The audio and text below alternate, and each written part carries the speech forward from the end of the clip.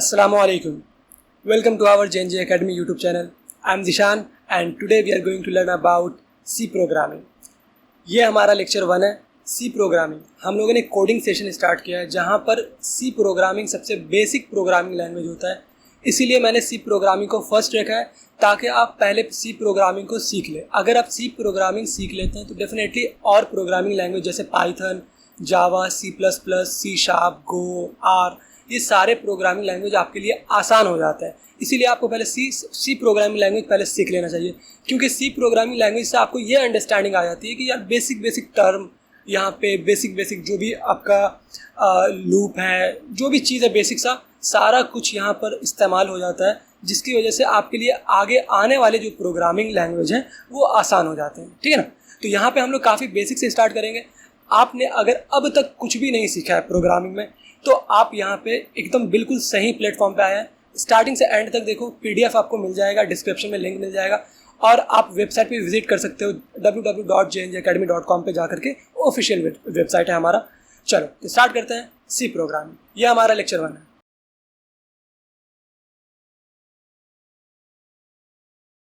First introduction part. Introduction में सिर्फ हमें ये जानना है कि सी प्रोग्रामिंग किसने डेवलप किया, सी प्रोग्रामिंग क्या था, बेसिक सा चीज़ समझ लेते हैं. C is a programming language. C क्या है? एक प्रोग्रामिंग लैंग्वेज है which is developed at AT&T lab, Bell laboratories of USA in 1972. किसने डेवलप किया था? तो डेनिस रिची ने. ये कैसा प्रोग्रामिंग लैंग्वेज है? तो ये सिंपल है और ईजी है. तो इसीलिए आपको ये पहले प्रोग्रामिंग लैंग्वेज पहले सीख लेना चाहिए, मेरा मानना है. ओके, बढ़ते हैं नेक्स्ट. Topic cover. जो हमने टॉपिक्स को कवर किया है, कौन कौन सा टॉपिक जो हमने कवर किया, मतलब इन डेप्थ, यानी कि हर एक चीज़ सी प्रोग्रामिंग का कवर करने की पूरी कोशिश करूंगा इन डेप्थ. आपको समझने में भी दिक्कत नहीं आएगी. और फिर हम लोग यहाँ पर कोडिंग सेशन भी करेंगे, जो VS कोड या ऑनलाइन कंपाइलर कहीं पे भी कर लेंगे, कोई दिक्कत नहीं है. तो यहाँ पे पहला चैप्टर हम लोग का इंट्रोडक्शन पार्ट. ये काफ़ी बेसिक चैप्टर है पर इम्पॉर्टेंट चैप्टर है. तो यहाँ पर 1-2 लेक्चर लग सकता है यहाँ पे इंट्रोडक्शन पार्ट में, क्योंकि हर एक चीज़ हम लोग वहाँ पे समझने की कोशिश करेंगे. नेक्स्ट है आपका कंट्रोल फ्लो स्टेटमेंट. नेक्स्ट है आपका फंक्शंस, पॉइंटर्स बहुत इंपॉर्टेंट है, रिकर्शन इंपॉर्टेंट है, एरेज बहुत ज़्यादा इंपॉर्टेंट है, string, structure, file, input output and miscellaneous topic. जो भी है आपका, जो भी अदर टॉपिक्स रह जाएगा उसको अपन मिसलेनियस में कवर कर लेंगे. ठीक है. तो यहाँ पे सारे टॉपिक्स बहुत इंपॉर्टेंट है और सारे टॉपिक्स ऑलमोस्ट हर प्रोग्रामिंग लैंग्वेज में आ जाते हैं. तो इसीलिए इंपॉर्टेंट यहाँ पे बेसिक्स यार क्लियर कर लो, बता रहा हूँ, बेसिक्स क्लियर कर लो. और ये आप अगर गेट का प्रिपरेशन कर रहे हो तो गेट भी चलेगा. ठीक है ना. गेट के बंदे भी अगर सी प्रोग्रामिंग का देखना चाह रहे हैं, क्योंकि मैं पाइथन भी लाऊंगा तो उसमें भी गेट कवर कर लूँगा, तो वहाँ पर भी कवर हो जाएगा डेटा साइंस वाले के लिए, और यहाँ पर कवर हो जाएगा जो भी CS के स्टूडेंट है, कंप्यूटर इंजीनियर. ठीक है ना. चलो CS और IT, ऑफ कोर्स IT. चलो बढ़ते हैं नेक्स्ट है हमारा why programming need for us. हमारे लिए प्रोग्रामिंग क्यों ज़रूरी है, हम प्रोग्रामिंग को पढ़ क्यों रहे हैं. सवाल तो यही होगा कि प्रोग्रामिंग कर क्यों रहे हैं. अगर हम काम कर सकते हैं 2 × 2 = 4, मल्टीप्लिकेशन हमें आता है, एडिशन हमें आता है, सब्ट्रैक्शन हमें आता है, ठीक है ना, रिमाइंडर निकालने आता है, क्वेश्चन निकालने आता है, हर एक चीज़ हमें आता है, तो फिर हम क्यों डेवलप कर रहे हैं एक मशीन को, एक AI को, या फिर एक प्रोग्राम को क्यों बना रहे हैं. ठीक है ना. सवाल तो यहाँ पे है. तो देखो यार, बात ये है कि अगर हम 2 × 2 करें तो हो जाता है सॉल्व हमसे, कोई दिक्कत नहीं है. 2 डिजिट का 3 डिजिट का मल्टीप्लिकेशन भी कर लोगे.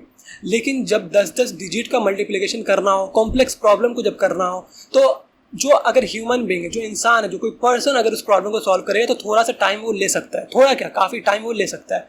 इसीलिए उसको रिजॉल्व करने के लिए जो हम लोगों ने छोटे छोटे प्रॉब्लम्स जैसे सॉल्व करते हैं, उसी का कॉन्सेप्ट हम लोगों ने इन जनरल लगाया और कंप्यूटर को बोल दिया कि भाई ये प्रोग्राम मैं लिख दे रहा हूँ, इस प्रोग्राम मतलब इन जनरल प्रोग्राम, ठीक है ना, यूज़र उससे इनपुट देगा और बड़े से बड़े मल्टीप्लिकेशन, बड़े से बड़े जो भी प्रोग्राम है कॉम्प्लेक्स प्रॉब्लम, वो हम सॉल्व कर सकते हैं थ्रू प्रोग्राम. आ रही बात समझ में. तो आप जब अगर आर्टिफिशियल इंटेलिजेंस के बारे में थोड़ा जानते हो तो वहाँ पे भी प्रोग्रामिंग, जैसे पाइथन प्रोग्रामिंग का काफ़ी इंपॉर्टेंट रोल होता है, मशीन लर्निंग, AI वगैरह में. तो वहाँ पे हम जान रहे हैं कि हम कुछ इंस्ट्रक्शन प्रोवाइड कर रहे हैं मशीन को, तो वो मशीन फिर उसको कर रहा है. ठीक है ना. आ रही बात समझ में. तो यही चीज़ समझने वाली. खैर मैं डेटा साइंस को नहीं लाऊंगा बीच में, फिलहाल आते हैं सी पे. तो सी का आखिर प्रोग्रामिंग ज़रूरत क्यों पड़ा? वही कॉम्प्लेक्स प्रॉब्लम को सॉल्व करने के लिए, जो ह्यूमन बीइंग के लिए काफ़ी ज़्यादा ही डिफ़िकल्ट या कॉम्प्लेक्स था. उसको सॉल्व करने के लिए हमें ज़रूरत पड़ गया प्रोग्राम का, जो कि हम लोग स्टार्ट किए सी प्रोग्रामिंग। प्रोग्रामिंग लैंग्वेज बहुत सारे हैं, लेकिन हमने जो स्टार्ट किया वो है सी प्रोग्रामिंग। तो यहाँ पे कुछ देख लेते हैं। इनेबल कम्युनिकेशन, हम चाह रहे हैं कंप्यूटर से बात करना, कैसे करेंगे? इंस्ट्रक्शंस के थ्रू। अगर ह्यूमन जो हाई लेवल प्रोग्रामिंग लैंग्वेज है जैसे सी लैंग्वेज है, वो हम क्या करते हैं, वो अपने इंग्लिश लाइक लैंग्वेज में हम लिखने की कोशिश करते हैं, उसको कंपाइलर के थ्रू हम क्या करते हैं, मशीन कोड यानी कि मशीन लैंग्वेज में हम कन्वर्ट करते हैं ताकि कंप्यूटर समझ सके, क्योंकि कंप्यूटर जो होता है वो सिर्फ बाइनरी लैंग्वेज को अंडरस्टैंड करता है। आ रही बात समझ में? इसीलिए हमें अपना लैंग्वेज यानी कि हाई लेवल लैंग्वेज जैसे सी लैंग्वेज हो गया, तो सी लैंग्वेज का जो कोड होता है यानी प्रोग्राम होता है, उसको कंपाइलर के थ्रू हम क्या करते हैं, मशीन कोड में कन्वर्ट कर देते हैं, यानी कि बाइनरी कोड में कन्वर्ट कर देते हैं, ताकि हम मशीन से बात कर सकें, यानी कि हम क्या कर सकें, कॉम्प्लेक्स प्रॉब्लम को सॉल्व कर सकें। आ रही बात समझ में? Facilitate problem solving, increase efficiency, support development, enhance innovation. तो बहुत सारी रीजंस हैं, ठीक है ना। तो मैंने बेसिक्स रीजन बता दिया उसको, और ये सेमेस्टर्स के लिए भी काफ़ी इंपॉर्टेंट है। अगर कोई सेमेस्टर्स के student, first year, second year, third year के स्टूडेंट या फिर प्लेसमेंट वाले हैं, वो भी इस वीडियो को देख सकते हैं, काफ़ी इंटरेस्टिंग है, लेकिन स्टार्टिंग से एंड तक बने रहना। नेक्स्ट है की कैरेक्टरिस्टिक्स के बारे में, क्योंकि ये इंट्रोडक्शन लेक्चर है तो पहले सारे बेसिक्स चीज़ों को हम समझ लेते हैं, फिर प्रोग्राम पे आएंगे, ठीक है। नेक्स्ट है प्रोसीजरल लैंग्वेज। जो सी लैंग्वेज होता है वो प्रोसीजर, देखो लैंग्वेज दो तरह का होता है, एक प्रोसीजरल लैंग्वेज, एक होता है ऑब्जेक्ट ओरिएंटेड, ठीक है ना, उप्स जिसको बोलते हैं, उप्स, ठीक है। तो यहाँ पर सी लैंग्वेज की अगर हम बात करें तो उप्स का कॉन्सेप्ट नहीं होता है, सिर्फ प्रोसीजरल यानी कि फंक्शन बेस्ड होता है, ठीक है ना। फंक्शन क्या होता है, फंक्शन आगे आकर के हम पढ़ने वाले हैं, लेकिन ये सिर्फ समझ लो कि ये प्रोसीजरल लैंग्वेज होता है। सी क्या होता है, प्रोसीजरल लैंग्वेज होता है, ऑब्जेक्ट ओरिएंटेड प्रोग्रामिंग का कोई कॉन्सेप्ट नहीं होता है सी के अंदर, ये याद रखना, ठीक। अच्छा, अब यहाँ पे नेक्स्ट है सिंटेक्स एंड स्ट्रक्चर की बात करें अगर हम यहाँ पे, C has a specific syntax for a defining variables, functions and control flow. सबको देखने वाले वेरिएबल क्या होता है, फंक्शंस, कंट्रोल फ्लो। थोड़ा पेशेंस बना के रखें, आपको वक्त के साथ साथ सब चीज़ें समझ में आएंगी। इट यूजेस कर्ली ब्रेसेस, तो याद रखना फंक्शन जब भी हम कुछ बनाना चाह रहे हैं या किसी तरीके का, तो ब्लॉक हम लोग इस्तेमाल करते हैं। ब्लॉक के तौर पे ये हमारा ब्लॉक का काम करता है, किसका, ब्लॉक, ठीक है ना, ब्लॉक। पेरेंथेसिस याद रखना, पेरेंथेसिस ऐसे करके, और इसके अंदर सारे कोड हमारे होंगे, ठीक है। To define block of code and semicolon, तो सेमी कॉलन हम लोग क्यों यूज करते हैं, याद रखना हर एक स्टेटमेंट या इंस्ट्रक्शंस, हर एक पॉइंट को मैं क्लियर करूंगा। फिलहाल इतना समझ लो कि अगर कोई आपका इंस्ट्रक्शन है, लाइक मैं लिख रहा हूं यहाँ पे प्रिंट एफ, क्या, जीशान, ठीक है, तो याद रखना ये एक स्टेटमेंट है, ये एक इंस्ट्रक्शन है, स्टेटमेंट है। तो यहाँ पे इसको जब हम टर्मिनेट करेंगे तो वो किससे, सेमी कॉलन से। याद रखना सेमी कॉलन बहुत इंपॉर्टेंट रोल अदा करता है। अगर सेमी कॉलन मिस हो जाता है तो वहाँ पे आपका सिंटैक्स एरर आ जाएगा, वहाँ पे एक एरर आ जाएगा, एरर भी आगे आकर हम देखेंगे। फिलहाल इतना समझ लो कि हर एक लाइन, हर एक स्टेटमेंट के आखिरी में हमें क्या लगाना पड़ता है, एक सेमी कॉलन लगाना पड़ता है, जिसको टर्मिनेशन स्टेटमेंट टर्मिनेटर भी बोलते हैं सेमी कॉलन को, ठीक है ना। और ब्लॉक क्या है, ब्लॉक कोई फंक्शन है तो वहाँ पे आप ब्लॉक का इस्तेमाल करते हो, इसके अंदर सारे कोड को लिखते हो, और जो भी स्टेटमेंट यहाँ पे लिखोगे ना वो सेमी कॉलन से खत्म होगा, ये याद रखना, भूलना मत, वरना गलत हो जाएगा कोड, ठीक है ना। चलो बढ़ते हैं नेक्स्ट आगे। नेक्स्ट है हमारा यहाँ पे वेरिएबल एंड डेटा टाइप। तो वेरिएबल के बारे में हम लोग बात करें, वेरिएबल सिंपल सा ये समझ लो कंटेनर है। जैसे हम लोग सामान को कुछ रखने के लिए हम लोग डब्बा, बॉक्स वगैरह का इस्तेमाल करते हैं, उसी तरीके से हम वैल्यूज को रखने के लिए, वैल्यूज कैसा हो सकता है, या तो आपका इंटीजर हो सकता है, फ्लोट हो सकता है, कैरेक्टर हो सकता है, स्ट्रिंग हो सकता है। ये सारे को रखने के लिए हमें किस चीज़ की जरूरत पड़ती है, प्रोग्रामिंग लैंग्वेज में एक वेरिएबल की जरूरत पड़ती है, दैट इज वही आपका वेरिएबल होता है, ठीक है। चलिए बढ़ते हैं next, and data types. Data types क्या होता है, तो आप जो वेरिएबल लोगे, ठीक है ना, तो जो वेरिएबल है, जो वेरिएबल के अंदर जो डेटा रखोगे, तो वो डेटा कुछ तो टाइप होगा ना। यार मैंने रखा 5, कैसा है, इंटीजर टाइप का, 5.5 रखा, ये कैसा है, फ्लोट टाइप का, ठीक है ना। इसी तरह से मैंने सी रखा, सी क्या है, कैरेक्टर है, तो स्ट्रिंग भी रख सकते हैं इसी तरीके से। तो कहने का मतलब है टाइप हमें मेंशन करना पड़ता है कि भाई टाइप कैसा है, तो ठीक है ना। वेरिएबल एंड डेटा टाइप ये इंपॉर्टेंट रोल अदा करता है। जैसे एक छोटा सा अगर हम यहाँ पे एक स्टेटमेंट लिखें, इंट, ठीक है, इंट ए इक्वल्स टू या फिर age equals to 50, semicolon देना जरूरी है। तो ये क्या है हमारा, अगर ये गौर से देखो तो ये एज हमारा क्या है, यहाँ पे वेरिएबल, ये क्या, वेरिएबल, और ये क्या है हमारा, डेटा टाइप, ये क्या हमारा, डेटा टाइप, और ये असाइनमेंट ऑपरेटर कहलाता है, ये इक्वल टू क्या कहलाता है, असाइनमेंट ऑपरेटर, असाइनमेंट ऑपरेटर, ठीक है। अच्छा ये क्या है, 50 हमारा वैल्यूज़ है, वेरिएबल वैल्यूज़, ठीक है, तो वैल्यू लिख लो, वैल्यू। और ये क्या है सेमीकोलन, ये क्या टर्मिनेटर इस्तेमाल होता है, यानी कि हर एक स्टेटमेंट के या हर एक इंस्ट्रक्शन के बाद याद रखना हमें क्या लगाना पड़ता है, हमें एक सेमीकोलन लगाना पड़ता है। सेमीकोलन इंपॉर्टेंट है, ये एक टर्मिनेटर की तरह काम करता है उस स्टेटमेंट का, ठीक है ना, तो इसको टर्मिनेटर बोल सकते हैं, टर्मिनेटर, याद रहेगा। तो ये छोटा सा मैंने एक स्टेटमेंट लिखा है, ठीक है ना, और यहाँ पे मैंने सारे कुछ को इन जनरल वे में बताने की पूरी कोशिश की है। वही चीज़ है, वेरिएबल समझ में आ गया, हाँ, डेटा टाइप समझ में आ गया, हाँ, सिंपल। अब जैसे फंक्शन क्या होता है, तो functions are the core building blocks in C, यानी कि पूरा सी प्रोग्रामिंग में फंक्शंस का बहुत इंपॉर्टेंट रोल है। जब हम रिकर्शन पढ़ेंगे तो भी फंक्शंस आएगा, फंक्शंस खुद एक चैप्टर है, हम लोग यहाँ पे काफ़ी डेप्थ में डिस्कशन करने वाले हैं। तो फंक्शंस का काफ़ी इंपॉर्टेंट रोल है सी प्रोग्रामिंग के अंदर, तो इसीलिए याद रखना फंक्शंस से हम क्या करते हैं, कोड रीयूजेबिलिटी, यानी कि एक बार फंक्शंस को हम डिफाइन कर देते हैं और उसको कॉल करके बार बार हम उसको इस्तेमाल कर सकते हैं। तो इसका इंपॉर्टेंस आगे जाके समझ में आया जब हम फंक्शन पढ़ेंगे। फिलहाल इतना समझ लो, एक जनरल फंक्शन की अगर हम बात करें, जैसे प्रिंट एफ क्या है, फंक्शन है। प्रिंट एफ क्या है, एक फंक्शन है जो कि इनबिल्ट फंक्शन है। स्कैन एफ क्या, ये भी एक फंक्शन है जो कि इनबिल्ट फंक्शन, मतलब कि ये ऑलरेडी बना हुआ, बस इसका हम इस्तेमाल कर लेते हैं, इसको डिफाइन करने की हमें अलग से जरूरत नहीं पड़ती है, यानी कि सिर्फ ये ऑलरेडी एक लाइब्रेरी में बना हुआ है, ठीक है ना। किसके अंदर है ये है stdio.h के अंदर, ठीक है ना, हेडर फाइल के अंदर है। तो कौन सा हेडर फाइल है, stdio।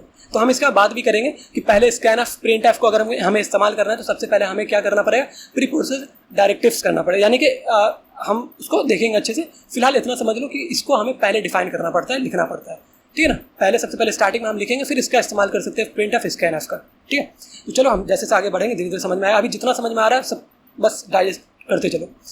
तो फंक्शन समझ में आ गया, छोटी सी इनबिल्ट फंक्शन में प्रिंट एफ स्कैन एफ आ जाएगा। जैसे क्या, इंट मैन, ये भी एक फंक्शन है क्या, इंट मैन, हाँ, ये भी एक फंक्शन है, इस पे पूरा दारोमदार टिका हुआ है, ठीक है ना। आगे आके इसको हम देखेंगे थोड़ी देर में।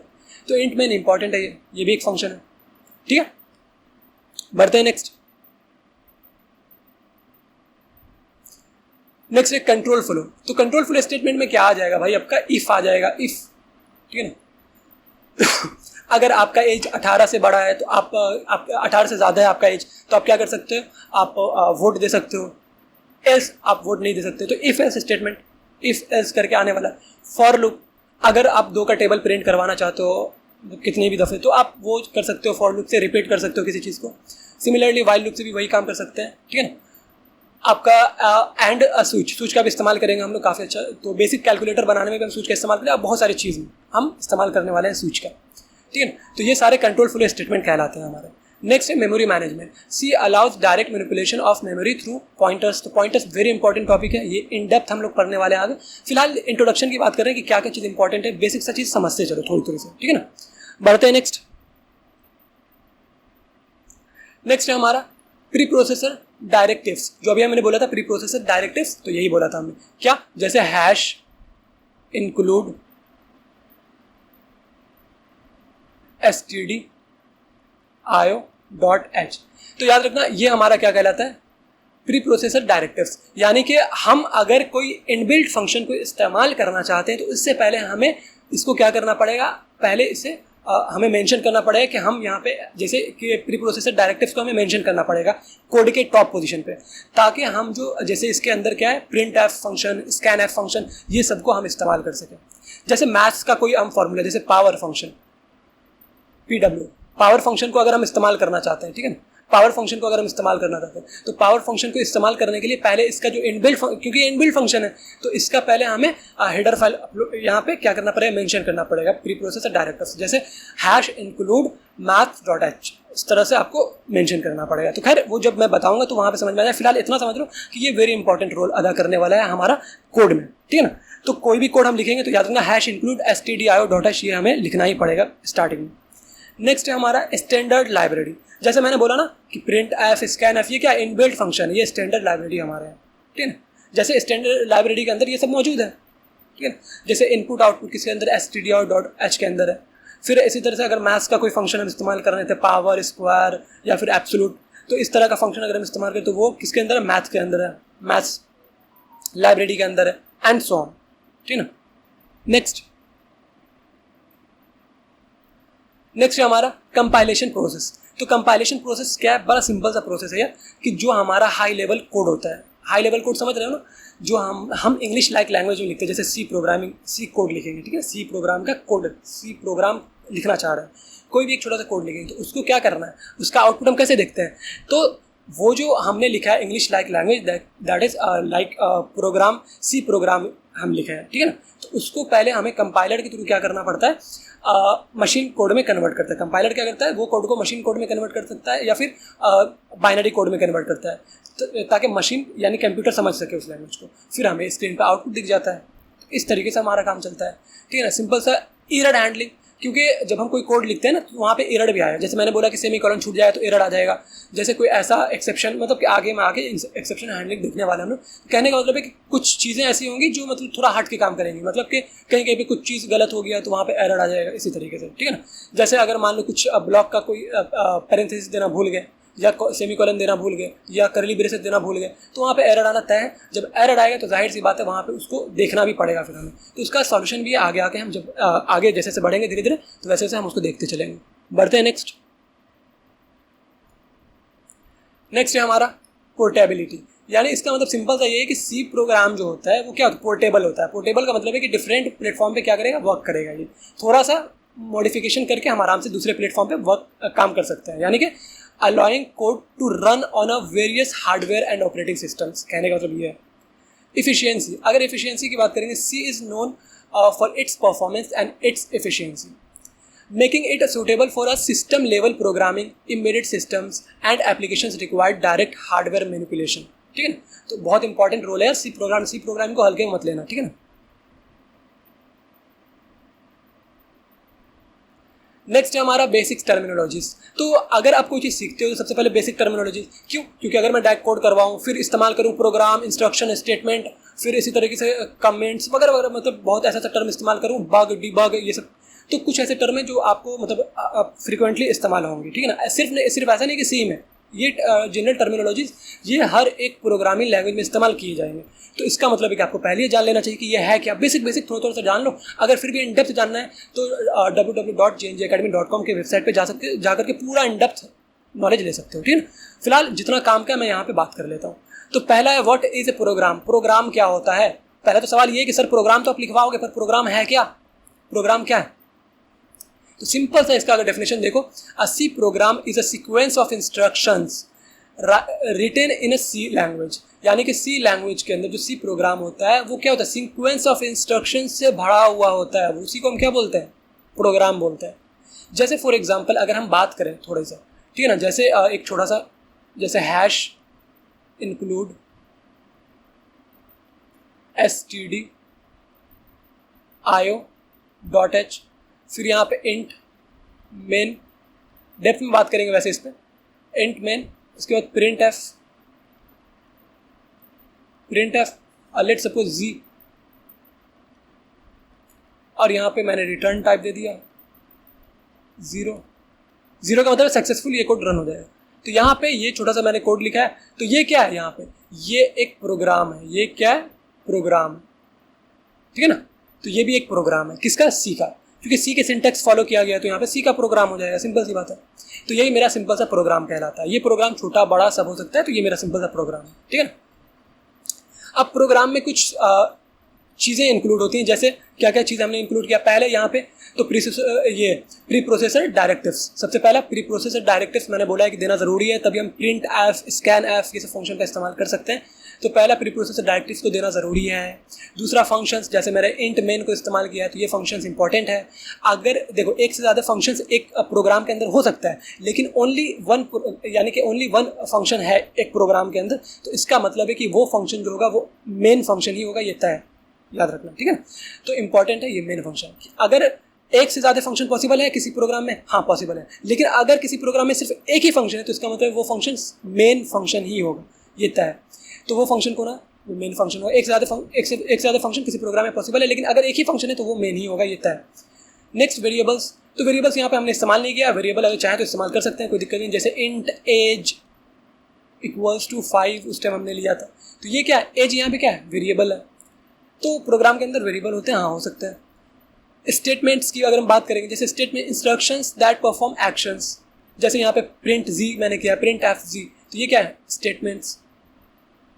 कमेंट्स का इस्तेमाल कर सकते हैं। कमेंट्स क्या होता है, कंपाइलर के थ्रू इग्नोर कर दिया जाता है, लेकिन कमेंट फिर लिखते क्यों, कमेंट इसलिए लिखते हैं जब बड़ा सा कोड होता है, कभी भी बहुत बड़ा कोड आप लिखोगे 500, 1000, 10,000 लाइन का कोड, तो वहाँ पे क्या होगा, आपको मेंशन करना पड़ेगा कमेंट। क्यों, क्योंकि ताकि बाद में आप जब उस कोड को खुद देखो तो समझ में आए कि अच्छा यहाँ पे ये मैंने लिखा था, अच्छा यहाँ पे ये लिखा था, यहाँ पे ये इसकी वजह से ये कोड लिखा था, या फिर उस कोड को अगर कोई दूसरे लोग देख रहे हैं, ठीक है ना, तो उनको भी समझ में आ जाए कि अच्छा ये कोड इसकी वजह से लिखा गया, यहाँ पे ये काम किया गया, यहाँ पे ये काम, तो वो मेंशन करने के लिए कि हम यहाँ पे कर क्यों रहे हैं, ये कोड लिख क्यों रहे हैं, ये ब्लॉक लिख क्यों रहे हैं, ये यहाँ पे फॉर लूप लगाया तो क्यों लगाया है। तो अगर इस तरह का, तो वहाँ पे उससे पहले आप कमेंट लगा दो। कमेंट का मतलब है सिंपल सा कि आप वहाँ पे कंपाइलर के थ्रू इग्नोर कर दिया जाता है, आप वहाँ पे जो चाहे लिख सकते हो, वो कोड क्यों लिख रहे हो वो आप लिख सकते हो कमेंट के थ्रू। अब कमेंट हम लगाते कैसे हैं, तो सिंगल लाइन कमेंट को हम डबल स्लैश से कर सकते हैं, या फिर मल्टी लाइन कमेंट अगर 3 से 4 लाइन का आपकी बातें हैं तो उनको कैसे एक बार में हम कमेंट करेंगे, मतलब कि कमेंट में डालेंगे, तो सिंपल सा एक फॉरवर्ड स्लैश, फिर यहाँ पे स्टार, फिर जो भी आपका लाइन है, जितने भी लाइन है उसको, फिर यहाँ पे स्टार, और फिर यहाँ पे फॉरवर्ड स्लैश। तो इस तरह से आप मल्टी लाइन कमेंट लगा सकते हो, ठीक है ना। कोड के थ्रू मैं बताऊंगा, लेकिन फिलहाल इतना समझ। नेक्स्ट है क्या है, एग्जाम्पल्स के थ्रू। वही एग्जाम्पल जो मैंने अभी बताया सिंपल सा, ये क्या है, प्री प्रोसेसर डायरेक्टिव्स सबसे पहले, फिर यहाँ पे फंक्शन हो गया, फंक्शन का यहाँ पे ब्लॉक, ये ब्लॉक कहलाता है, ठीक है ना, करली ब्रेसेस, इसके अंदर कोड आएगा हमारा प्रिंट एफ, ये हमारा क्या है, एक इनबिल्ट फंक्शन है प्रिंट एफ, जो किसके अंदर है, जो प्री प्रोसेसर डायरेक्टिव्स है stdio.h, तो इस हेडर फाइल के अंदर हमारा ये फंक्शन मौजूद है, तो इसलिए हम डायरेक्ट इसको इस्तेमाल नहीं कर सकते अगर हम इसको इस्तेमाल नहीं कर रहे हैं, यानी कि हमें हैश इंक्लूड stdio.h का इस्तेमाल करना पड़ेगा पहले, देन प्रिंट एफ का हम लोग इसका इस्तेमाल कर सकते हैं। उसके बाद रिटर्न जीरो का मतलब सिंपल सा कुछ भी नहीं है यार, कि रिटर्न 0 मतलब सक्सेसफुल, और 0 के अलावा कोई और नंबर होता है तो अनसक्सेसफुल, यानी कि ये कोड अनसक्सेसफुल रन हुआ है, लेकिन सक्सेसफुल मतलब 0 मतलब सक्सेस, सिंपल था।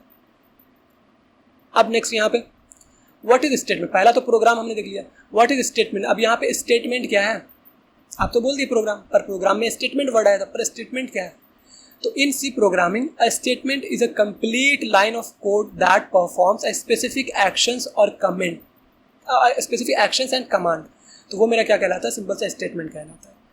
और यहाँ पे it typically ends with a semicolon, और जो स्टेटमेंट्स होता है वो क्या होता है, सेमीकोलन से एंड होता है, तो ये याद रखना। जैसे एग्जांपल के तौर पर अगर हम बात करें, जैसे इंट x इक्वल्स टू 5, तो ये क्या है, ये एक स्टेटमेंट है। हाँ, जैसे प्रिंट एफ हेलो, जैसे print f G, print f Zeeshan, print f JNG academy, जो भी लिख रहे हो सेमीकोलन से वो एंड होगा लास्ट में, तो ये आपका स्टेटमेंट है। हाँ, स्टेटमेंट है। नेक्स्ट, कंट्रोल फ्लो भी स्टेटमेंट में हो सकता है, बिल्कुल। नेक्स्ट है हमारा व्हाट इज एग्जीक्यूशन। आप तो एग्जीक्यूशन का भी इस्तेमाल कर रहे हो, तो एग्जीक्यूशन क्या होता है, तो execution in a programming refers to the process of running a program और a set of instructions by the computer's processor, ठीक है ना। तो यानी सिंपल सा ये है कि एग्जीक्यूशन क्या होता है भाई, जो आपका जो प्रोसेसर होता है ना कंप्यूटर का, वो जो इंस्ट्रक्शन, सेट ऑफ इंस्ट्रक्शंस को क्या करता है, प्रोसेस करता है या रन करता है, तो वो क्या, वही आपका क्या कहलाता है, एग्जीक्यूशन कहलाता है। वही प्रोसेस क्या कहलाता है, एग्जीक्यूशन कहलाता है, सिंपल सा। आगे बात समझो। Next, compilation. कंपाइलेशन क्या होता है, कंपाइलेशन तो अभी मैंने थोड़ी देर पहले भी बताया था। In C programming compilation is a process of translating the source code, यानी सोर्स कोड हमारा high level language into the machine code that the computer can execute, यानी कि हमारा कंप्यूटर, हमने कहा था कि वो बाइनरी कोड या मशीन कोड ही समझता है, तो इसका मतलब है हमारा जो हमने जो कोड लिखा है सी में, उसको किसी के थ्रू क्या करना पड़ेगा, हमें मशीन कोड में या बाइनरी कोड में कन्वर्ट करना पड़ेगा। अब वो करेगा कौन, तो वो करता है कंपाइलर, इसी प्रोसेस को कंपाइलेशन कहते हैं, सिंपल सी बात। आगे बस अब जो कंपाइलेशन होता है इसमें कौन कौन से प्रोसेस होते हैं देख लो। प्री प्रोसेसिंग, हाँ, यानी कि हैंडल्स डायरेक्टिव्स, यानी कि अगर चेक करें कि वो डायरेक्टिव्स यानी कि हैश इंक्लूड है या नहीं, जैसे कि हैश इंक्लूड stdio.h, ये मैंने बोला, ठीक है। हैश डिफाइन भी है, जैसे जैसे आगे बढ़ेंगे इस्तेमाल करते चलेंगे। फिर compiling, convert the pre processed code into the assembly language में कन्वर्ट कर देगा, उसको बोलेंगे कंपाइलिंग। उसके बाद यहाँ पे नेक्स्ट है असेंबलिंग, तो translate assembly code into the machine code, जो असेंबली कोड उसको मशीन कोड में कन्वर्ट कर देगा, यानी कि ऑब्जेक्ट कोड भी उसको बोलता है। लिंकिंग, उसके बाद कंबाइन द ऑब्जेक्ट कोड, जो कि यहाँ पे असेंबली में यहाँ पे बना है, तो लिंकिंग क्या करता है कि कंबाइंस कर देता है object code with the libraries to create the final executable files and the result is an executable file that can be run by the computer. अब आई समझ में, तो ये प्रोसेस होता है कंपाइलेशन का। नेक्स्ट हो गया हमारा एरर या बग। हमेशा आपको कोडर जो होगा या प्रोग्रामर होगा वो इस्तेमाल करेगा क्या, कोडर या बग, ये सॉरी एरर या बग। अब ये क्या होता है, एरर तो समझ में आ जाएगा, लेकिन बग तो एरर बग सिमिलर ही है। तो यहाँ पे एरर क्या होता है, a mistake in the code that prevent, यानी कि सिंपल सा कहने का मतलब है जब आप कोड लिख रहे हो, लेट सपोज हमने लिखा इंट मेन लिख दिया, उसके बाद हमने क्या किया कि प्री प्रोसेसर डायरेक्टिव्स को दिया ही नहीं, तो उसकी वजह से एरर आ जाएगा, हाँ आएगा। लेट सपोज ये हमने मेंशन कर दिया, लेकिन हमने क्या किया फिर प्रिंट एफ, उसके बाद जी देने के बाद सेमीकोलन भूल गए, तो सेमीकोलन भूल गए थे, यहाँ पे भी एरर आ जाएगा सेमीकोलन की वजह से ऑफ कोर्स। तो ये सब एरर जो आएगा तो इसी को एरर या बग कहते हैं, सिंपल सी बात है, ठीक है ना। प्रोग्राम के अंदर अगर ऐसा कुछ होता है तो यही बग कहलाता है। अब जब बग आ गया है तो बग को डिबग भी करोगे आप, यानी कि उसको हटाओगे भी, तो वही प्रोसेस आपका क्या कहलाता है, डिबगिंग कहलाता है वो। अच्छा यहाँ पे नहीं है क्या, नहीं आगे होगा, तो खैर डिबग क्या होता है, इसका रिवर्स प्रोसेस होता है, यानी जो बग आया उस बग को रिजॉल्व करना, तो वही क्या कहलाता है आपका, डिबग कहलाता है। अब यहाँ पे व्हाट इज इंस्ट्रक्शन, तो इंस्ट्रक्शंस क्या होता है, in C programming an instruction is a single line और a code that perform a specific actions. It can be command to execute a functions, assign the value, यानी कि जो variable के अंदर वैल्यू असाइन करते हैं वो, और a control flow of the program. तो ये सब क्या है हमारे, ये सब इंस्ट्रक्शंस में आ जाएंगे। नेक्स्ट है हमारा एग्जांपल्स। तो एग्जांपल्स मैंने वही बता ही दिया है, कुछ नहीं, इंट एज इक्वल्स टू 5, तो ये आपका क्या हो जाएगा, ये आपका इंस्ट्रक्शंस हो जाएगा। हाँ ये भी आपके इंस्ट्रक्शंस है, ये भी आपका इंस्ट्रक्शंस है, तो इसी तरीके से ये सारे इंस्ट्रक्शंस हैं। नेक्स्ट डिबगिंग मैंने बता दिया, रिवर्स प्रोसेस ऑफ बग, यानी कि जो बग आया है हमारे कोड के अंदर उसको क्या कर सकते हैं, उसको फिक्स करेंगे, उस प्रॉब्लम को हटाएंगे हम, क्यों आया है बग। तो हम प्रोसेस क्या होता है, डिबगिंग क्या होता है, प्रोसेस होता है किस चीज़ का, identifying, analysing and fixing the errors और बग्स इन द कोड। आगे बात समझो। Next declaration. तो डिक्लेरेशन क्या होता है, तो डिक्लेरेशन का मतलब सिंपल सा, अगर लेमन लैंग्वेज में अगर आप समझना चाहो तो सिंपल सा ये होता है कि इंट, जैसे मान लेते हैं इंटीजर मैंने डेटा टाइप लिया, तो इंट एज, बस इतना, तो ये आपका सिंपल सा क्या कहलाता है, डिक्लेरेशन कहलाता है। अगर थोड़ी सी नहीं समझ में आ रही तो मैं कोड जब करूँगा तो अच्छे से समझाऊंगा, लेकिन यहाँ पे समझ लो कि इंट एज ये आपका डिक्लेरेशन हो गया। अच्छा इनिशियलाइजेशन क्या होता है, इनिशियलाइजेशन ये क्या होता है, तो ये कुछ नहीं होता है, जो इंट एज हमने इसको डिक्लेयर कर दिया, डिक्लेयर के बाद हमें क्या करना पड़ता है, इनिशियलाइज भी करना पड़ता है उसे। तो age equals to let suppose 5 कर दिया, सेमीकोलन देना मत भूलना, तो ये हमारा कहलाता है इनिशियलाइजेशन। पहले हमने डिक्लेयर किया उस वेरिएबल को, फिर उसको इनिशियलाइज भी किया। अब इन दोनों को अगर एक साथ करना चाहे कर सकते हैं क्या, हाँ कर सकते हैं। कैसे, इंट एज इक्वल्स टू 5, तो ये हमारा हो जाता है क्या, डेफिनेशन। इसी को क्या कहते हैं, अगर आप एक ही साथ वेरिएबल का क्या कर रहे हो, डिक्लेरेशन भी कर रहे हो, इनिशियलाइजेशन भी कर रहे हो, दोनों एक साथ कर सकते हैं, हाँ कर सकते हैं, यही आपका डेफिनेशन कहलाता है, डेफिनेशन, याद रहेगा। तो ये हो गया आपका डिक्लेरेशन। नेक्स्ट हो जाएगा आपका इनिशियलाइजेशन, भाषण देख सकते हो। नेक्स्ट हो जाएगा आपका इनिशियलाइजेशन एंड नेक्स्ट क्या हो जाएगा, डेफिनेशन, याद रहेगा। फिर से देख लो, फिर से देख लो, व्हाट इज डेफिनेशन। डेफिनेशन क्या होता है इन सी प्रोग्रामिंग, डेफिनेशन अभी मैंने बता दिया, देखो फिर से एक बार समझ लो, इंट एक्स, तो ये क्या हो गया, डिक्लेरेशन। फिर यहाँ पे इंट, अब इंट देने की जरूरत नहीं है, अगर एक बार डिक्लेयर कर दिया वेरिएबल को तो डायरेक्ट उसको इस्तेमाल कर सकते हैं। तो x equals to let suppose 50, ये हो गया डिक्लेरेशन, ये हो गया आपका इनिशियलाइजेशन। इन दोनों को एक साथ कर सकते हैं क्या, हाँ, इंट एक्स इक्वल्स टू 50, तो एक साथ भी लिख सकते हैं, तो ये आपका हो जाता है डेफिनेशन। ये आपका क्या है, डेफिनेशन।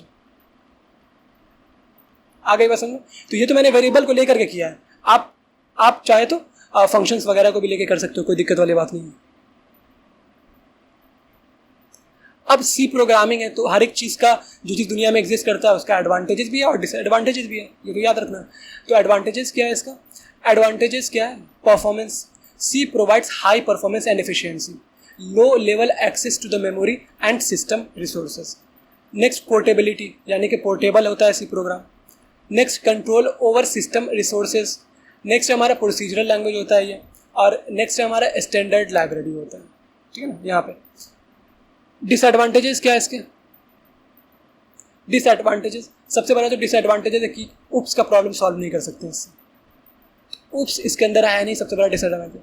उसके बाद यहाँ पे manual memory management, complex syntax, generally beginners के लिए क्या होता है, कॉम्प्लेक्स सिंटेक्स लगता है सी का।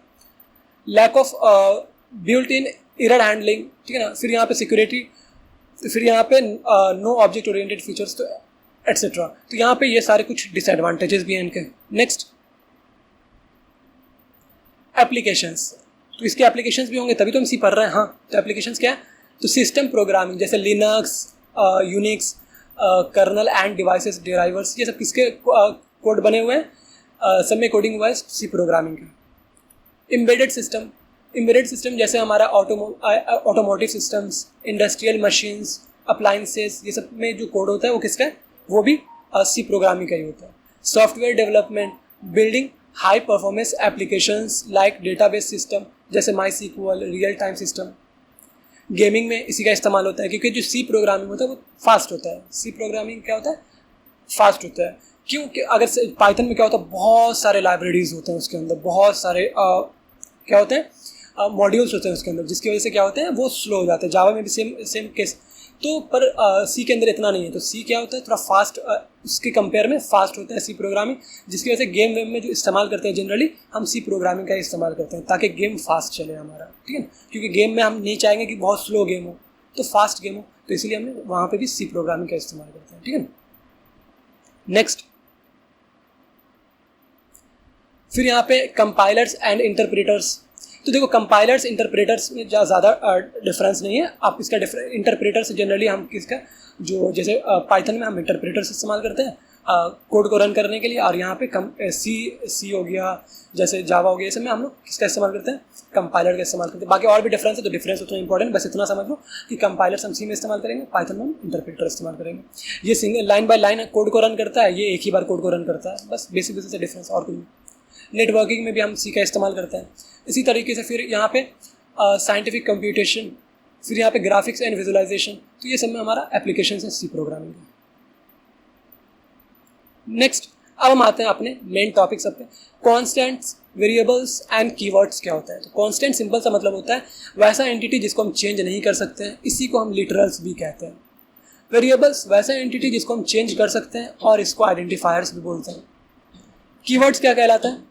सी प्रोग्रामिंग के अंदर टोटल 32 कीवर्ड्स मौजूद हैं, ठीक है ना, जिसका मतलब ये होता है कि whose meaning has already been explain to the compiler, ठीक है ना। जो सी कंपाइलर होता है उसके अंदर इसका मतलब ऑलरेडी समझा दिया गया होता है, तो हम इसको कीवर्ड्स को डायरेक्ट इस्तेमाल कर सकते हैं। नेक्स्ट है हमारा कंपाइलर। तो कंपाइलर का मतलब सिंपल से समझा दिया ना, जो सोर्स कोड है, जो हमारा हाई लेवल कोड है, हाई लेवल प्रोग्राम कोड है, तो उसको क्या करता है, कंपाइलर के थ्रू हम क्या कर सकते हैं, जो मशीन कोड है उसमें कन्वर्ट करते हैं, ताकि कंप्यूटर उसको समझ सके, क्योंकि कंप्यूटर जो होता है वो बाइनरी कोड को ही सिर्फ समझता है, इसीलिए। तो यहाँ पे इंपॉर्टेंट रोल है कंपाइलर का सी के अंदर। नेक्स्ट है हमारे पास जो कीवर्ड्स हैं सी के अंदर, टोटल कितने हैं? तो टोटल 32 कीवर्ड्स हैं अवेलेबल सी प्रोग्रामिंग के अंदर, जिसमें से कौन कौन है? ऑटो, यहाँ पे auto, do, double, if, int, static, struct, while, break, default, else, go to, long, size of switch, volatile, case, continue, enum, for, register, sign, type of void, char, const, सब स्मॉल में है, ठीक है ना, ये सी small है। तो char, const, extern, float, return, short, union, unsigned. तो ये टोटल 32 कीवर्ड्स हैं, जिसको आपको याद, रट्टा नहीं मारना है। ये वक्त के साथ साथ जैसे आप आगे बढ़ोगे ऑटोमेटिकली आपको इसका इस्तेमाल समझ में आएगा और याद हो जाएगा, ठीक है ना। नेक्स्ट है हमारा फर्स्ट सी प्रोग्राम क्या है? तो सबसे पहले हमें कमेंट सिंगल लाइन लिख दिया करो। क्या है ये? Pre processor directives, pre processor directives, याद रहेगा। उसके बाद हमारा फंक्शन एंड मैन, उसके बाद हमारा ये क्या बोल रहा है, ये सिंगल लाइन कमेंट क्या बोल रहा है कि आउटपुट इसका क्या है, जो ये कोड है उसका आउटपुट है ये, दिस इज सी प्रोग्राम, तो इसका आउटपुट यही आएगा। तो प्रिंट एफ, तो ये क्या है, एक इनबिल्ट फंक्शन है जो किसके अंदर है, stdio के अंदर है। उसके बाद यहाँ पे प्रिंट एफ को हमेशा इन्वर्टेड कॉमा के अंदर, डबल इन्वर्टेड कॉमा के अंदर रखे, दिस इज सी प्रोग्राम, जो इन्वर्टेड कॉमा के अंदर वो एग्जैक्टली प्रिंट हो जाता है आउटपुट के अंदर। तो ये हमारा आउटपुट हो गया, ठीक है ना। और रिटर्न 0 मतलब सक्सेसफुल ये कोड रन हो गया, सिंपल सा। और जो इंट मेन है ये एक कैसा फंक्शन, ये मेन फंक्शन जो वो हमेशा इंटीजर वैल्यू रिटर्न करेगा, याद रखना। तो इसीलिए इसका डेटा टाइप क्या है, इंटीजर। और ये फंक्शन है तो फंक्शन का करली ब्रेसेस से इसका ब्लॉक को हम शो करते हैं कि इतने दूर के अंदर ये कोड इसके अंदर ही रहेगा कोड, ठीक है ना।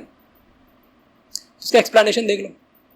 सबसे पहले हमने क्या है कि जो भी आपका जो स्टेटमेंट होगा वो याद रखना हमेशा टर्मिनेट होगा किससे, सेमीकोलन से। बहुत इंपॉर्टेंट पॉइंट है, भूलना मत सेमीकोलन सी के अंदर। कमेंट्स की अगर हम बात करें तो सिंगल लाइन कमेंट होता है, multi line. Single line comment को हम ऐसे सिंगल लाइन कमेंट कर सकते हैं डबल स्लैश से, और मल्टी लाइन कमेंट्स को हम इस तरह से कमेंट कर सकते हैं।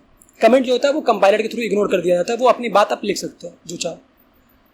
फिर यहाँ पे अगर हम बात करें व्हाट इज मेन, मेन जो वो क्या है, ये एक फंक्शन है, ये क्या है, फंक्शन है, और इसका क्रूशियल पार्ट है किसके अंदर, सी प्रोग्राम के अंदर। इसका it is a container for a set of statements. ये क्या कंटेनर की तरह काम करता है जिसके अंदर बहुत सारे इंस्ट्रक्शंस या स्टेटमेंट होते हैं, ठीक है ना।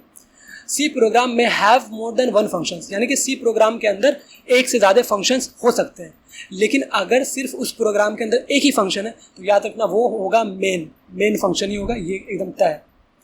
उसके बाद अगर हम बात करें नोट करके, main function always return integer value. मैंने क्या बोला, मेन फंक्शन जो है हमेशा इंटीजर वैल्यू को रिटर्न करेगा, इसीलिए इसका जो डेटा टाइप है वो कैसा है, इंटीजर टाइप का, इंट। इसीलिए हम हमेशा क्या लिखते हैं, इंट करके फिर मेन लिखते हैं। आ रहा समझ में, फिर ये ब्लॉक हो गया, ठीक है। नेक्स्ट हम वेरिएबल्स। तो वेरिएबल्स तो यहाँ तो इस्तेमाल नहीं किया, जब कोड करेंगे तो वहाँ पे वेरिएबल्स का इस्तेमाल करेंगे। वेरिएबल क्या होता है, एक कंटेनर होता है जिसके अंदर हम वैल्यू को रखते हैं। वैल्यू कैसा हो सकता है, कैर हो सकता है, स्ट्रिंग हो सकता है, इंटीजर हो सकता है, फ्लोट हो सकता है, डबल हो सकता है, एक्सेट्रा। अब यहाँ पे डिक्लेरेशन का मतलब तो मैंने समझाया था, कुछ भी नहीं होता है। इंट ए ये डिक्लेयर हो गया, इंट एज ये डिक्लेयर हो गया, इंट ईयर ये डिक्लेयर हो गया, लेकिन सेमीकोलन मत भूलना। ये होता है हमारा डिक्लेरेशन, मैंने बताया था। अच्छा, इनिशियलाइजेशन भी मैंने बताया है कैसे, अगर इंट किसी चीज़ को अगर डिक्लेयर कर दे रहे हो तो फिर उसमें इंट यानी कि डेटा टाइप लगाने की ज़रूरत नहीं पड़ेगी, डायरेक्ट आप ए को इस्तेमाल कर सकते हो। ए इक्वल्स टू 5 लेट सपोज, तो ये हो गया इनिशियलाइजेशन। एज इक्वल्स टू 15, ये हो गया आपका इनिशियलाइजेशन।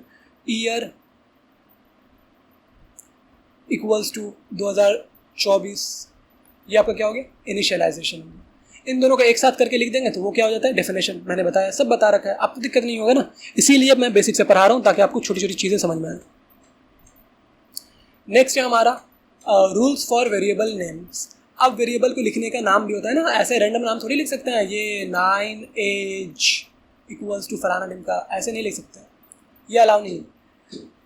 याद रखना, आप जब वेरिएबल का नाम लिखोगे ना तो वो हमेशा स्टार्ट होगा किससे, हमेशा स्टार्ट होगा अल्फ़ाबेट से, ये याद रखना। जैसे एज, ये करेक्ट है, हाँ करेक्ट है। 1 लिख सकते हैं, हाँ करेक्ट है।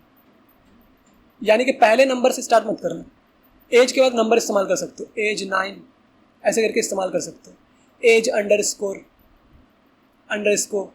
ऐसे करके इस्तेमाल कर सकते हो, ठीक है ना। तो क्या क्या चीज़ का इस्तेमाल हम कर सकते हैं वेरिएबल का नाम लिखने में, अल्फ़ाबेट्स का इस्तेमाल कर सकते हैं, डिजिट्स का और अंडरस्कोर के कॉम्बिनेशन का इस्तेमाल कर सकते हैं, लेकिन वेरिएबल का नाम जो स्टार्ट होगा वो हमेशा अल्फ़ाबेट से स्टार्ट होगा, ये याद रखो।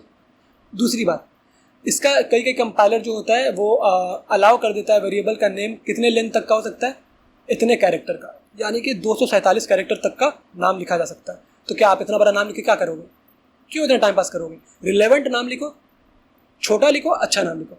अब जैसे ए नहीं लिखना, ए इक्वल्स टू 15, ए से बेहतर है कि आप एज लिख दो ताकि समझ में आए कि अच्छा आप एज बोल रहे हो। हाँ, तो रिलेवेंट नाम लिखो, कोशिश करो ना ज़्यादा छोटा हो ना ज़्यादा बहुत बड़ा हो, ये याद रखना। नेक्स्ट प्रिंट एफ क्या है, ये एक इनबिल्ट फंक्शन होता है जो क्या काम करता है, जो स्क्रीन पर आउटपुट को प्रिंट करने में काम करता है। तो यही हमारा प्रिंट एफ है जो किसके अंदर है, stdio.h के अंदर है। इसीलिए प्री प्रोसेसर डायरेक्टिव्स को हमें सबसे पहले लिखना पड़ता है, देन हम प्रिंट एफ स्कैन एफ का इस्तेमाल कर सकते हैं, ठीक है। तो यहाँ पे लिखा हुआ है नोट करके, before use of print f function we necessary to use hash include stdio.h at the beginning of the program. यानी कि क्या होता है, प्री प्रोसेसर डायरेक्टिव्स का इस्तेमाल करना जरूरी है। नेक्स्ट है हमारा, फिर यहाँ पे general form of print f function. General form क्या होता है प्रिंट एफ का, कुछ इस तरीके का होता है, यानी कि print F double inverted comma, फिर यहाँ पे फॉर्मेट स्ट्रिंग, फिर यहाँ पे कॉमा, फिर यहाँ पे लिस्ट ऑफ वेरिएबल्स और सेमीकोलन लगाना मत भूलना। तो फॉर्मेट स्ट्रिंग क्या होता है, फॉर्मेट स्ट्रिंग होता है %d या फिर %i फॉर इंटीजर वैल्यू के लिए, %c फॉर कैरेक्टर वैल्यूज के लिए, %f फॉर फ्लोट वैल्यू के लिए। आगे बस समझो ये क्या, हाँ ठीक है, आगे बस समझो। अब यहाँ पे एक बात और समझने वाली बात है क्या, कि जैसे फॉर एग्जांपल अगर हम बात करें यहाँ पे इंट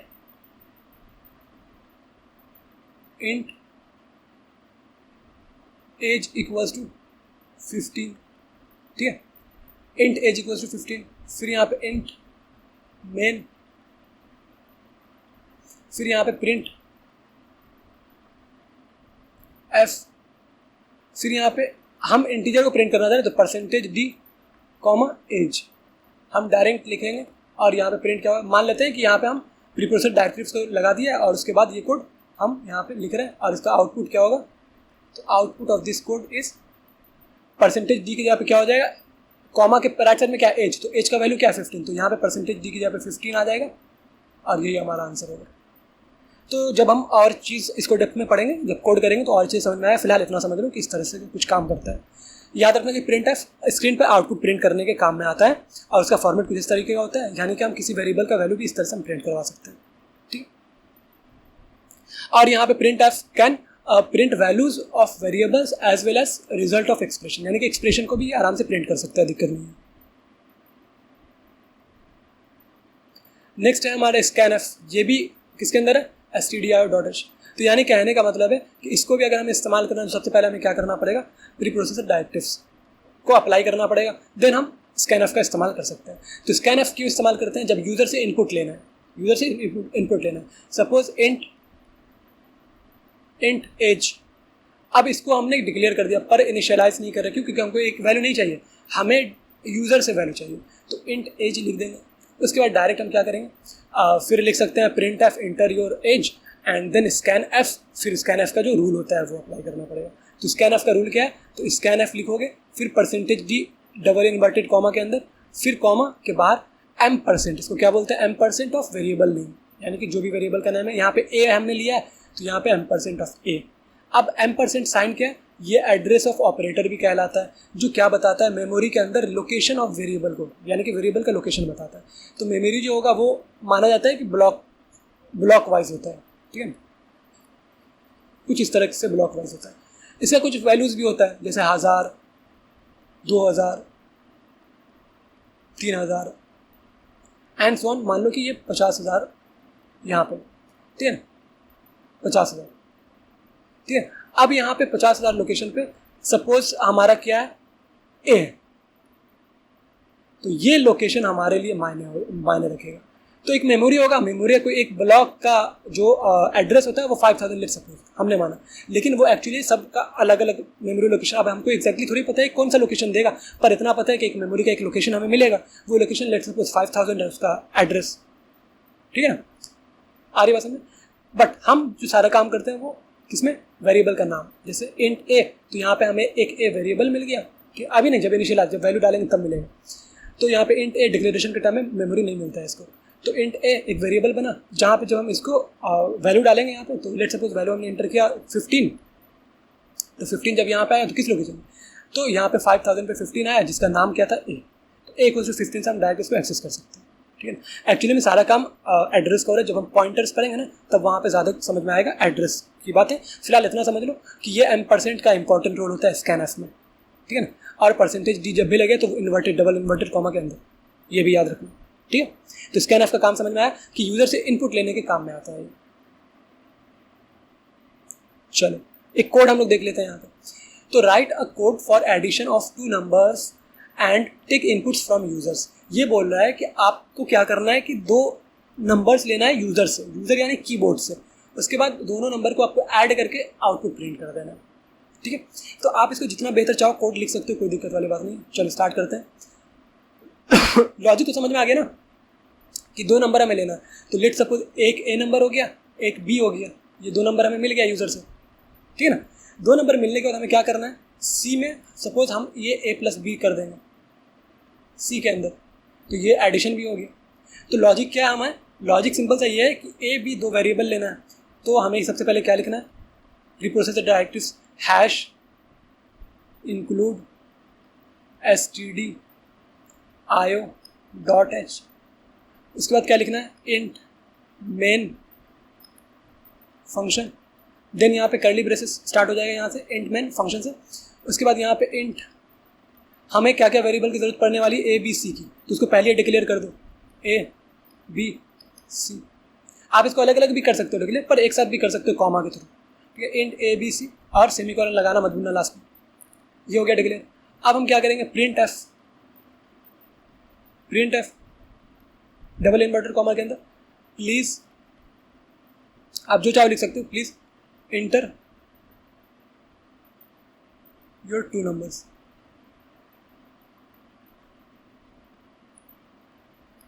ठीक है ना। फिर पैरेंथेसिस क्लोज करके यहाँ पे हमें सेमीकोलन लगाना नहीं भूलना है। तो इंट ए बी सी हमने ये डिक्लेयर कर दिया तीन वेरिएबल। उसके बाद प्रिंट प्लीज़ इंटर, हम बोल रहे हैं कि प्लीज़ इंटर करो दो नंबर। अब यहाँ पे एक चीज़ और देखो, यहाँ पे ये हो गया। अच्छा, ये चीज़ समझ में आ गया कि दो वेरिएबल। अब यहाँ पे हम चाह रहे हैं कि दो नंबर जो प्रिंट करेगा तो उसको तो हम लेंगे ना, तो लेना कैसे है, यूज़र से इनपुट, तो स्कैन एफ से, स्कैन एफ फिर परसेंटेज डी। एक वेरिएबल लेते तो एक बार परसेंटेज डी आता, हम दो वेरिएबल का इनपुट लेना चाह रहे हैं ए बी का, तो एक स्पेस दे करके फिर यहाँ पे percentage D double inverted comma को बंद कर दो, कॉमा लगाओ बाहर में। उसके बाद दो वेरिएबल का लिया है ना, किसका ए, तो ए को डायरेक्ट नहीं लिखना है, M% के साथ लिखना है। एड्रेस जब भी आप कभी वेरिएबल का लोगे तो हमेशा कैसे लिखोगे, M% के साथ, यानी कि M% of a comma M% of b, इसका बंद कर दो, फिर यहाँ पे सेमीकोलन लगाना मत भूलना। तो ये हमारा दो इनपुट हमने ले लिया है यूज़र से, ठीक है ना। लेने के बाद हमें क्या करना है, हमें ऐड करना है किसको, ये तो दो वेरिएबल आ गया ए बी में, उसके बाद ए बी को ऐड करके सी में डालना है। तो हमें क्या करना है नेक्स्ट, सी के अंदर डालना है क्या, ए प्लस बी, ये हो गया। अब क्या करना है, हमें ऐड भी कर दिया, सी को अब प्रिंट करना है। तो प्रिंट का रूल क्या होता है, प्रिंट एफ, ठीक है, the sum of two numbers, direct लिख सकते हो, या फिर टू नंबर जो हमने इंटर किया चाहे वो ही प्रिंट करना चाहिए, कौन सा दो नंबर इंटर किया होगा हमने। तो the sum of percentage d and, यानी कि ए हो गया, एंड बी यानी परसेंटेज डी, बी हो गया। द सम ऑफ इतना एंड इतना इज, फिर यहाँ पे कॉलन दे दो और फिर percentage d. The sum of इतना एंड इतना इज व्हाट, परसेंटेज डी, फिर यहाँ पे डबल इन्वर्टेड कॉमा क्लोज कर दो और ये हो गया। अब यहाँ पे क्या ये चीज़ करेक्ट है क्या, तो ये करेक्ट नहीं है, क्योंकि जो परसेंटेज डी दिया है तो उसका तो फिर वैल्यू भी तो देना पड़ेगा, वेरिएबल का नाम भी तो देना पड़ेगा, लेकिन यहाँ पे विदाउट M%, ठीक है, क्योंकि यहाँ पे प्रिंट एफ है, लेना है सिर्फ M%, यानी कि स्कैन एफ में जब वेरिएबल का इस्तेमाल करेंगे तो M% लगाएंगे, लेकिन यहाँ पे नहीं। तो यहाँ पहले वाला क्या था ए, तो ए के लिए हम ये परसेंटेज डी का इस्तेमाल करेंगे, बी के लिए ये परसेंटेज डी कॉमा करके, और सी के लिए ये वाला, ठीक। तो ये हो गया। अब हमें क्या करना है, रिटर्न लास्ट में लिखना है 0, और देन वो जो मेन इंट मेन और पैरेंथेसिस दे करके जो करली ब्रेसेस स्टार्ट किया था इसको यहाँ पे क्लोज भी करना है, ठीक है। तो ये हमारा कोड हो गया। तो इसका आउटपुट क्या आएगा, लेट सपोज आप इंटर कर रहे हो,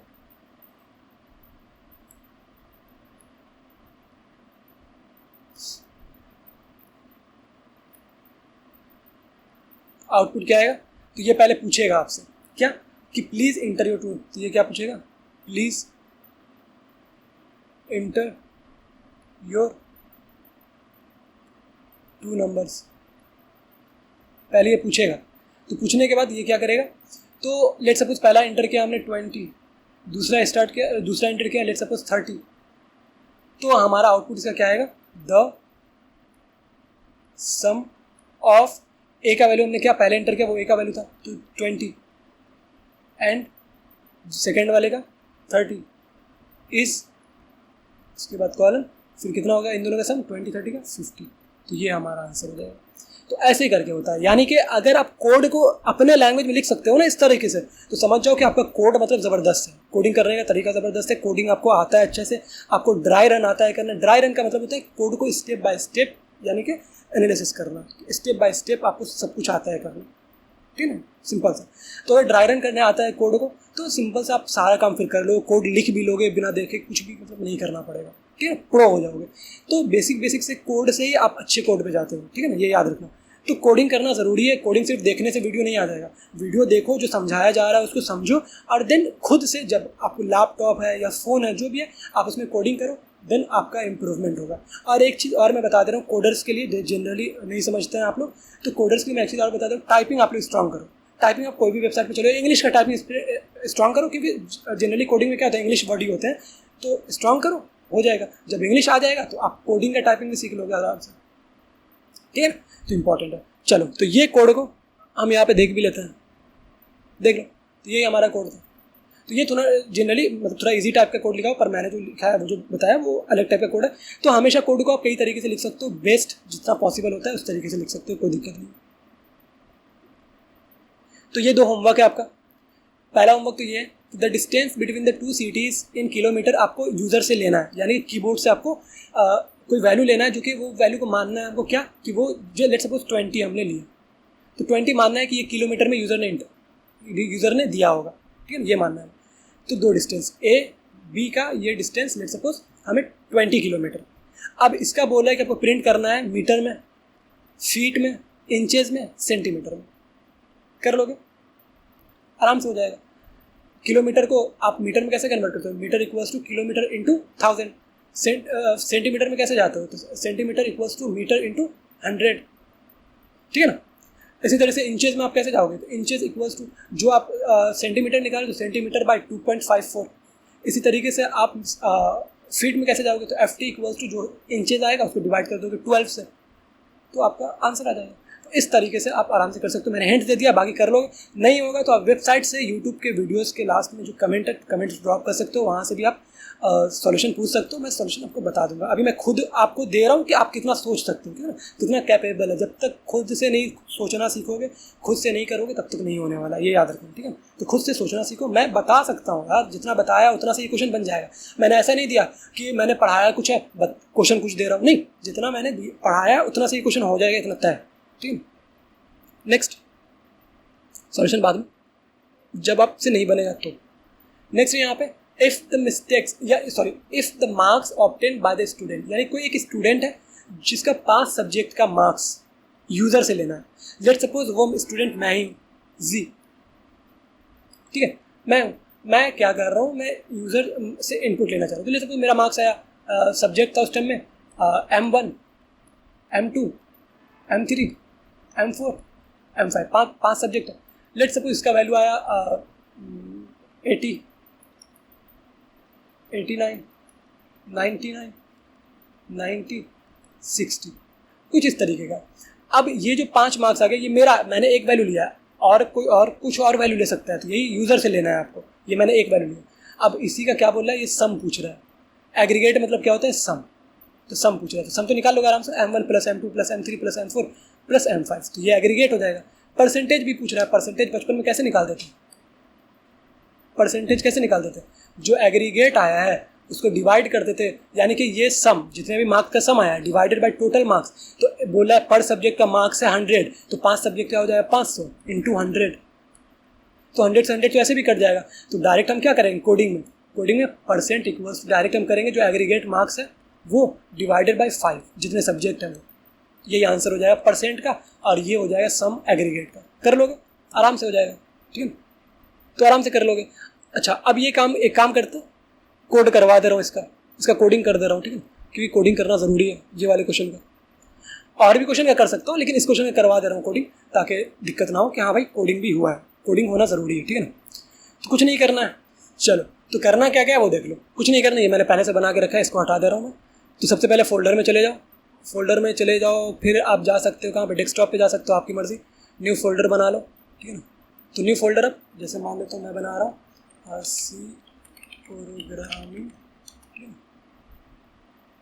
ये कर लो। करने के बाद आप इस फोल्डर को सिलेक्ट कर लो, सिलेक्ट कर लिया मैंने, ठीक है ना, डोंट सेव हटा दे रहा हूँ मैं इसको, ठीक है। तो ये हमारा नया इंटरफेस ओपन हो चुका है। अब इस इंटरफेस में क्या करना है, जो हमने सी प्रोग्रामिंग खोला है ना यहाँ पे सी प्रोग्राम, तो सी प्रोग्रामिंग पर क्लिक करके यहाँ पे देखो एक आइकन दिख रहा है ये, ठीक है ना, न्यू फाइल का, तो यहाँ से न्यू फाइल बना लो। तो इसका नाम क्या लिखना है, तो नाम बड़ा सिंपल लिखते हैं लेक्चर 1 सी अंडरस्कोर प्रो 1, ठीक है। जो हमारा प्रोग्राम 1 है वो डॉट सी, एक्सटेंशन क्या होता है डॉट सी, सी प्रोग्रामिंग का जो एक्सटेंशन होता है डॉट सी, ठीक है। इंटर कर दो, इंटर करोगे तो ये आपका इंटरफेस कुछ इस तरीके का आ जाए, थोड़ा बड़ा कर दे रहा हूँ इसको, ठीक है। कुछ इस तरीके का इंटरफेस आपका आ जाएगा। ये इंटरफेस आने के बाद आपको कोड करना है, क्या क्या, तो सबसे पहले प्री प्रोसेसर डायरेक्टिव्स को इंक्लूड करना है, तो हैश इंक्लूड, ठीक है। उसके बाद stdio डॉट एच, ये करने के बाद इंट, रटना कुछ भी नहीं, आप करोगे खुद आदत हो जाएगा यार, ठीक है ना। इंट में उसके बाद यहाँ पे हमने क्या 2 डिजिट का सम लेना है, तो हमने क्या बोला ए लेते हैं बी लेते हैं, तो ए कॉमा बी कॉमा सी ले लेते हैं, सी में ए बी का सम ऐड करके रख दूंगा मैं, ये हो गया। उसके बाद हमने क्या करना है प्रिंट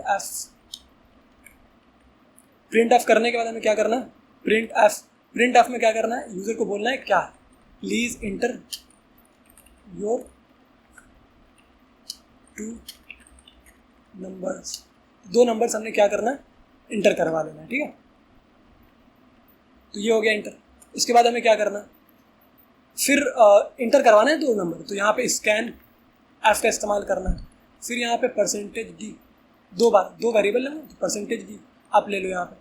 उसके बाद यहाँ पे m% का इस्तेमाल करना है, मैंने क्या बोला था वेरिएबल को हमेशा m% से लेना है, तो यहाँ पे इस तरीके से अपन ले लेंगे, ठीक है ना। ये आने के बाद हमारा क्या हो जाएगा, प्रिंट 2 वेरिएबल हमने ले लिया यहाँ पे। उसके बाद हमें क्या करना है कि सी जो 2 वेरिएबल आया उसको हमने क्या करना है ए बी का वैल्यू को ऐड करना है, a प्लस बी ऐड हो गया यहाँ पे जो सी के अंदर चला गया। अब हमें क्या करना है, फिर प्रिंट एफ का इस्तेमाल करके हमें क्या करना है, द सम ऑफ 2 नंबर्स भी कर सकते हो, या द सम ऑफ जो नंबर लिया वो भी कर सकते हो, तो %d and %d is %d। इसके बाद ये करने के बाद हम बाहर आ जाएंगे। फिर जो भी पहला %d पहला वेरिएबल मतलब a को शो कर रहा है, दूसरा %d दूसरा वेरिएबल यानी b को शो कर रहा है, तीसरा %c को शो कर रहा है यानी कि c हो जाएगा, और बाहर निकल के आप सेमीकोलन लगाओ, सेमीकोलन को नहीं भूलना है। तो ये हो गया। उसके बाद क्या करना है, एक रिटर्न भी लगा दो यहाँ पे अगर चाहो तो रिटर्न 0 सक्सेसफुल को शो करता है। तो ये हो गया। अब ये होने के बाद क्या हमारा कोड तैयार है, तो हाँ हमारा कोड तैयार है, सिंपल सा, कुछ भी नहीं किया गया। आप कमेंट भी चाहो तो ऐड कर सकते हो, देखो कमेंट भी ऐड करवा दे रहा हूँ, कोई दिक्कत वाली बात नहीं, कमेंट भी आप चाहो तो ऐड कर सकते हो। तो ये क्या है, सिंगल लाइन कमेंट, यहाँ पे एक लाइन के लिए सिंगल लाइन कमेंट, तो हैश, तो ये क्या है प्री प्रोसेसर डायरेक्टिव्स, ये हो गया। इसी तरीके से ये क्या है, तो फंक्शन है, ये क्या है तो फंक्शन है, मेन फंक्शन हो गया ये। इसी तरीके से आप फिर नेक्स्ट वाला क्या है, तो डिक्लेरेशन हो गया, वेरिएबल का डिक्लेरेशन हो गया ये, ABC क्या तो डिक्लेरेशन। तो यहाँ पे हम लिख सकते हैं वेरिएबल्स डिक्लेरेशन। इसी तरीके से ये इनबिल्ट फंक्शन प्रिंट, ठीक है ना, प्रिंट एफ क्या है तो इनबिल्ट फंक्शन है, इसी तरीके से हम लिख सकते हैं इनबिल्ट, डायरेक्ट फंक्शन भी लिख सकते हैं, function for printing output on screen, ये लिख सकते हैं आराम से। फिर इसी तरीके से नेक्स्ट ये स्कैन एफ क्यों इस्तेमाल किया है, ये भी एक फंक्शन है for take user take input from the user, तो यूज़र से हम क्या करेंगे इनपुट लेंगे। और नेक्स्ट क्या है, हम यूज़ कर रहे हैं ए बी का, जो डिक्लेयर किया है हमने ए बी उसका यूज़ कर रहे हैं, ठीक है ना, सिंपल सा यूजेस लिख सकते हैं, या सम लिख सकते हैं, सम ऑफ ए बी लिख सकते हैं, ठीक है ना। तो सम ऑफ ए एंड बी, ठीक है, तो ये लिख सकते हैं। और नेक्स्ट क्या है, फिर प्रिंट कर रहा है हमने, तो रिजल्ट हमने क्या है यहाँ पे रिजल्ट, तो यहाँ पे आराम से देख सकते हैं, ये यहाँ पे हमारा रिजल्ट, तो यहाँ पे हम क्या लिख सकते हैं कि रिजल्ट, ठीक है, प्रिंटिंग द रिजल्ट। एंड ये क्या है हमारा रिटर्न टाइप, रिटर्न टाइप 0, मतलब सक्सेसफुल ये कोड रन हो चुका है। तो अब रन करके भी हम देख लेते हैं ज़रा। रन के लिए कुछ नहीं, ये बटन जो है आइकन दिख रहा है, इस पर क्लिक कर देना, देखो हो रहा है रन।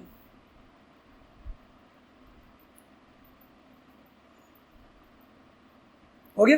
तो बोला एंटर योर 2 नंबर्स, तो 2 नंबर्स हमने एंटर करना है, तो लेट सपोज कुछ भी एंटर कर दे रहा हूँ 20 एंड नेक्स्ट टाइम में चला गया, फिर ये लेट सपोज 40, तो पूछा the sum of 20 and 40 is 60, क्या करेक्ट है? तो हाँ करेक्ट है। वाह, तो कॉन्ग्रेचुलेशंस, अगर आपने ये कोड कर लिया है तो बहुत बहुत मुबारक हो, ठीक है। तो इसी तरीके से आप और भी चीज़ यहाँ पे देख सकते हो, यहाँ पे एडिशन हटा के कुछ और भी मेंशन कर सकते हो, जैसे एडिशन की जगह पे आप चाहो तो सब्ट्रैक्शन कर लो, ठीक है, एडिशन की जगह पे सब्ट्रैक्शन कर लो, सब्ट्रैक्शन करके चेक कर लो,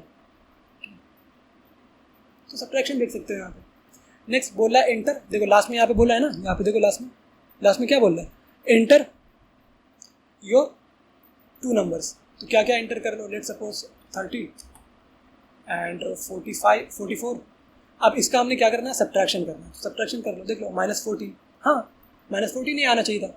आप अगर चाहो तो मल्टीप्लिकेशन भी कर सकते हो, मल्टीप्लिकेशन के लिए स्टार इस्तेमाल करते हैं, तो मल्टीप्लिकेशन भी कर सकते हो आप, तो मल्टीप्लिकेशन के लिए कुछ नहीं करना, मल्टीप्लाई वहाँ पर लगा देना, फिर रन पे मैंने क्लिक किया, देखो फिर बोला एंटर योर 2 नंबर्स, जब 2 नंबर्स को आप इंटर करोगे तो कुछ भी नहीं करना है, 2 नंबर आप इंटर कर दो, जैसे 44 इंटू 2 नंबर इंटर करना, पहला 44 दूसरा 22 मान लो इंटर किया, कितना आना चाहिए 968, करेक्ट आंसर है, यस करेक्ट आंसर है। तो सिंपल सा याद रखो, एडिशन सब्ट्रैक्शन मल्टीप्लिकेशन अभी मैंने पूरा बता दिया है, और इसी तरीके से फिर आप क्वेश्चन निकालना, डिवाइड से क्वेश्चन निकालना फिर सीखोगे, फिर इसी तरीके से रिमाइंडर भी निकालना सीखोगे मॉड्यूलस ऑपरेटर से, और इसी तरीके से फिर सारा काम अपन धीरे धीरे करेंगे। विजुअल स्टूडियो से भी या टर्बो C++ इस्तेमाल कर सकते हो आप, या चाहे ऑनलाइन कंपाइलर इस्तेमाल कर सकते हो, कोई दिक्कत वाली बात नहीं है, तो आपकी मर्जी, जो चाहे आप इस्तेमाल कर सकते हो, और दिक्कत नहीं है यार, अपन मिल करके अच्छे से कोड सीखेंगे और इन डेप्थ हर चीज़ हम लोग जानने की कोशिश करेंगे, थ्योरी वाइज भी। चलो तो आज का सेशन हम लोग यहीं तक रखते हैं, but thank you so much यार, और वीडियो के स्टार्टिंग से एंड तक हमेशा देखना यार, और आपको जो ये PDF है, PDF डिस्क्रिप्शन में लिंक मिल जाएगा इसका, या फिर वेबसाइट से आप जाकर के डाउनलोड कर सकते हो, और वेबसाइट पे सारा चीज़ अवेलेबल है इन डेप्थ। यहाँ तो मैं पढ़ा रहा हूँ डेप्थ, वो तो ठीक है, इससे भी डेप्थ में आपको वेबसाइट पे सारा कुछ मिल जाएगा, वहाँ पे क्विज़ में अपलोड कर दूँगा, तो वेबसाइट पा करके क्विज़ भी देख सकते हो, www.joinacademy.com पे जाओ, ये ऑफिशियल वेबसाइट है। इसी तरह से टेलीग्राम भी ज्वाइन कर सकते हो, टेलीग्राम पे जो भी ग्रुप है, चैनल है, वहाँ पे भी ज्वाइन कर लो, और मैं सब कुछ कंप्लीट करूँगा इन डेप्थ, गेट का भी यहाँ पे कवर हो जाएगा, और आप लोग जिसका जो है सेमेस्टर का एग्ज़ाम, यूनिवर्सिटी का एग्ज़ाम, कॉलेज का एग्ज़ाम, गेट का एग्ज़ाम, कंपटीशन का एग्ज़ाम, प्लेसमेंट सब कवर हो जाएगा। इन डेप्थ में यहाँ पे पढ़ाऊँगा C, फिर इसी तरह से पाइथन, C++, जावा, गो, R, जो भी प्रोग्रामिंग लैंग्वेज है सब अपन कवर करेंगे इन डेप्थ। ओके, उसके बाद जो भी चीज़ें हैं, जो भी और भी चीज़ें मैं 1 बाय 1 लाऊंगा, जितना पॉसिबल हो सकता है उतना मैं कोशिश करूँगा बेस्ट कंटेंट देने की आपको। तो thank you so much, bye bye.